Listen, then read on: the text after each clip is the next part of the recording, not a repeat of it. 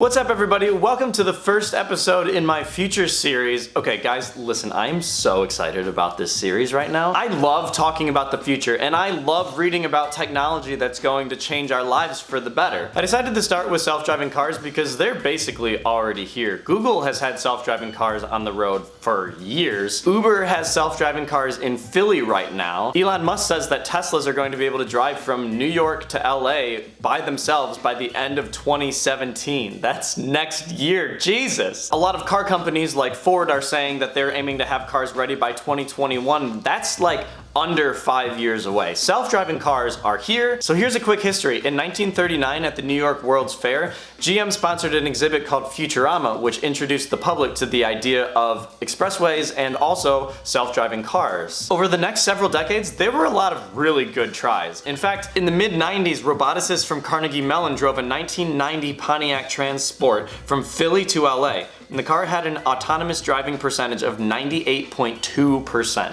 That's super impressive. So while there have been cars that have been able to drive themselves for a while now, the big challenge has been cars that can obey traffic laws and drive in cities and also deal with other human or robotic drivers around them. Enter Google in 2010. Last week I got to visit a self-driving car exhibit at the Computer Science Museum in Mountain View, California, and it was so cool. On display was a Google designed car and a lot of really cool information. Google had a head start because in addition to using data from cameras and radar attached to the car, they've also been mapping the entire world with Google Street View for years. So now most major car companies and tech companies are racing to see who can get a self-driving car to market first. Me personally, I don't think everyone's gonna own their own self-driving car in the future. I think it's gonna be more like people are gonna use a service like Uber or Lyft and just get a car when they need it. The cost of this is gonna be so cheap because it'll probably be an electric car and there's no need to pay a human driver anymore. It's definitely going to be cheaper than having to pay for your car payment, car insurance, gas, maintenance on the car. But how else might self-driving cars change our lives? Well, I read a super interesting article, which is in the description,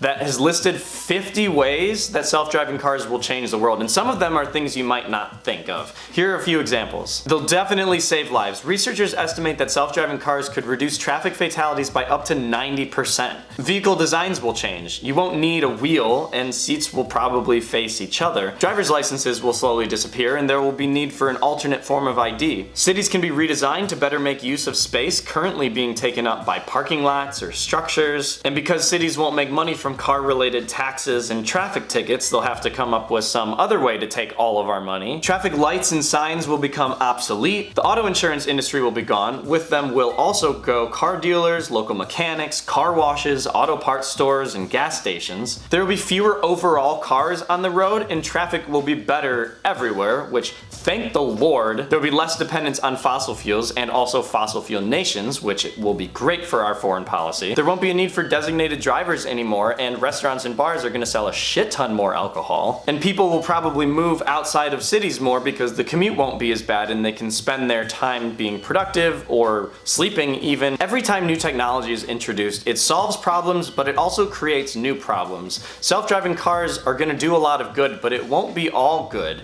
And it points to a more disturbing trend. There are about 3.5 million truck drivers right now in the United States, and most of those jobs are going to go away. But it won't just be truck drivers. As technology begins to improve, other jobs are going to become automated, and the question is, what are humans going to do for work then? And that is going to be the topic of the next video. So thank you so much for watching. I hope you liked it. Please give this video a thumbs up and share it with your friends if you like it. Also, don't forget to subscribe. I post videos every Tuesday and Thursday. Again, thank you so much for watching, and I will see you guys on Thursday. Bye! Making a video go viral is something that's hard to predict a lot of the times, and it happens very randomly and takes people by surprise. That being said, a lot of videos that go viral tend to have certain characteristics.